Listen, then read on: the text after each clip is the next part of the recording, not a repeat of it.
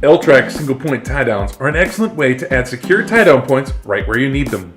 We're installing a 2-inch track anchor point tie down system, which includes 4 sets of anchors, bolt plates, rings, and fasteners.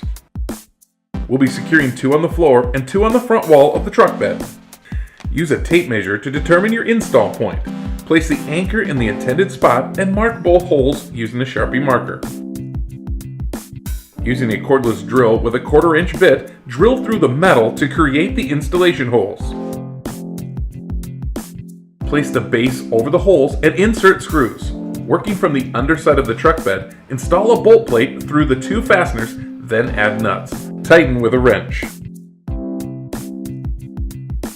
We've also added singles to the front wall of the truck bed using a similar install method, but because of the limited space, we used a 7/16 wrench to hold the nuts in place while tightening the fasteners with a Phillips screwdriver.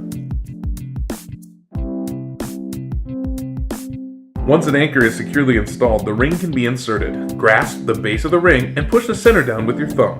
Insert into anchor and release to lock in place.